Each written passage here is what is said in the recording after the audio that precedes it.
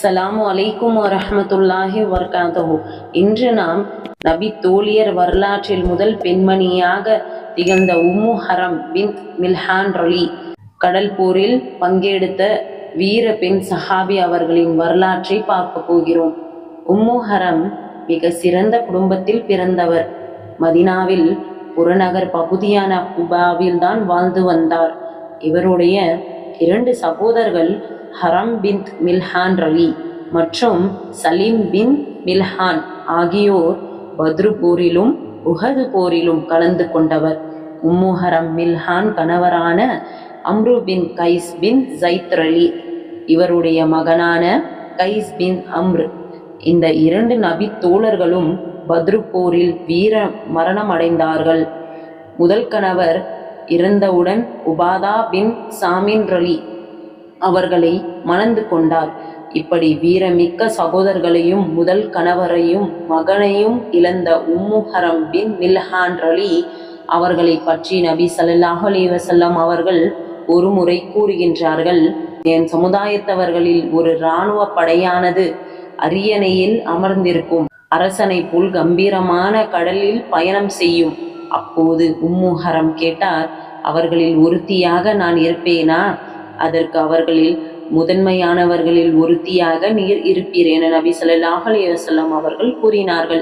உம்மு ஹரம் பின் மில்ஹான் அவர்களின் குணங்களாக எளியோருக்கு உதவுவது, பசித்தவருக்கு உணவளிப்பது, தர்மங்கள் செய்வது இவரோடு பின்னி பிணைந்த பண்புகளாக இருந்தன.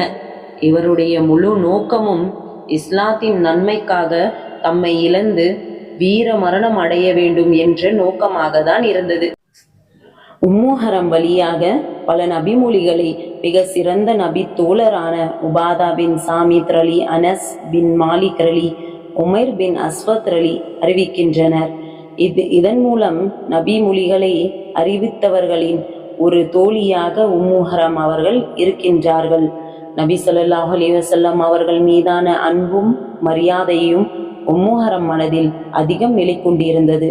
இப்போதெல்லாம் இறைத்தூதர் நபி ஸல்லல்லாஹு அலைஹி வஸல்லம் அவர்கள் உம்மு ஹரம் வீட்டிற்கு வருகை தருகின்றார்களோ அப்போது அவர்களின் சந்தோஷத்திற்கு எல்லையே கிடையாது. இறைத்தூதர் நபி ஸல்லல்லாஹு அலைஹி வஸல்லம் அவர்களுக்காக சிறப்பான உணவு பதார்த்தங்களை தயார் செய்வதும், அவர்கள் படுத்து ஓய்வெடுத்து கொள்வதற்காக படுக்கை வசதிகளையும் சிறப்பாக ஏற்பாடு செய்து தரக்கூடியவராக இருந்தார். இறைத்தூதர் நபி ஸல்லல்லாஹு அலைஹி வஸல்லம் அவர்களுக்கு நல்லதொரு சூழ்நிலையை ஏற்படுத்தி தருவதோடு மன நிம்மதியையும் சந்தோஷத்தையும் கொடுத்தது. நீங்கள் அடிக்கடி உம்மு ஹரம் ரலியின் வீட்டிற்கு வருகை தருவதன் காரணம் என்ன என்று நபி ஸல்லல்லாஹு அலைஹி வஸல்லம் அவர்களிடம் ஒரு முறை வினவப்பட்ட பொழுது, எப்போது இவருடைய 2 சகோதரர்களும் இஸ்லாத்திற்காக தங்களுடைய இன்னுயிர்களை ஈர்த்தார்களோ அப்போதிலிருந்து அவர்கள் மீது நான் இரக்கம் கொண்டேன்.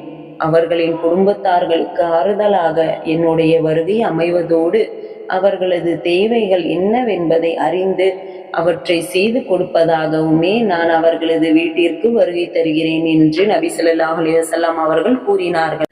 உம்மு ஹரம் இஸ்லாத்திற்காக தன் உயிரை கொடுக்க வேண்டும் என்று நினைத்தாரோ அதே போன்று ஒரு சந்தர்ப்பம் ஹிஜ்ரி 27 உதுமான் பின் அஃப்வான் ரலி ஆட்சி நடைபெற்று கொண்டிருந்த பொழுது சைப்ரஸ் தீவின் மீது படையெடுத்து அந்த நிலத்தை வெற்றி கொள்ளும் பொறுப்பு முஆவியா பின் அபு சுஃபியான் ரலி அவர்களுக்கு கொடுக்கப்பட்டது. அந்த தீவை சென்றடைவதற்கு ஒரு கப்பல் தயார் செய்யப்பட்டது. இஸ்லாமிய வரலாற்றில் கப்பல் படை இந்த போருக்காக தான் தயார் செய்யப்பட்டது. உம்மு ஹரம் ரலியுடன் அவருடைய கணவர் உபாதா பின் சாமித் ரலி அவர்களும் பயணம் செய்தார். உபாதா பின் சாமித் ரலி டிம்ஸ் பகுதியின் கடற்கரையில் தங்கியிருந்த பொழுது தாம் அவரை சந்தித்ததாக உமைர் பின் அஸ்வத் பின் அன்சி எழுதுகின்றார். அப்பொழுது என் உம்மத்தினர் இறைவழியில் போர் செய்யும் பொருட்டு கடற்பயணம் செய்வார்கள் என்று நபி ஸல்லல்லாஹு அலைஹி வஸல்லம் அவர்கள் முன்னறிவிப்பு செய்வதை நான் செவிமடித்தேன் என்று உம்மு ஹரம் ரலி உமைர் பின் அஸ்வத் பின் அன்சியிடம் கூறினார். உடனே நான் அவர்களுள் ஒருவராக நான் இருப்பேனா என்று நபி ஸல்லல்லாஹு அலைஹி வஸல்லம் அவர்களிடம் கேட்டார். அதற்கு நபி ஸல்லல்லாஹு அலைஹி வஸல்லம் அவர்கள், ஆம், இதன் மூலம் உம்மு ஹரம் ரலி இறைப்பாதையில் போராட்டத்தில் கலந்து கொள்வதற்காக எந்த அளவு ஆர்வத்துடன் இருக்கின்றனர் என்பதை புரிந்து கொள்ள முடிகின்றது. இந்த போரில் அல்லாவின் பேருதவியால் முஸ்லிம்கள் வெற்றி வாகை சூடினார்கள். சைப்ரஸ் போருக்கான கடற்பயணம் முடிந்த பின்னர் சைப்ரஸில் ஒரு குதிரையில் ஏறி பயணம் மேற்கொண்ட பொழுது குதிரையில் இருந்து தவறி கீழே விழுந்து விட்டார் உம்மு ஹரம் ரலி. அப்பொழுது ஏற்பட்ட கழுத்து எலும்பு முறிவு அவரது உயிரையே பறிக்க காரணமாக அமைந்துவிட்டது. இறைவழியில் உயிர் துறக்க வேண்டும் என்ற ஆசை இதன் மூலம் நிறைவேற்றிவிட்டது. அவரது உடல் சைப்ரஸில் நல்லடக்கம் செய்யப்பட்டது.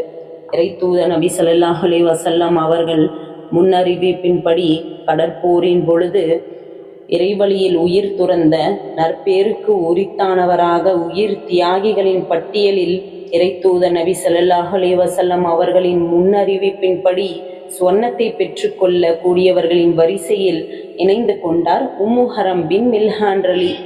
அவர் இந்த பூமியில் வாழ்ந்த பொழுது மதிப்புமிக்க வாழ்க்கையை வாழ்ந்தார்.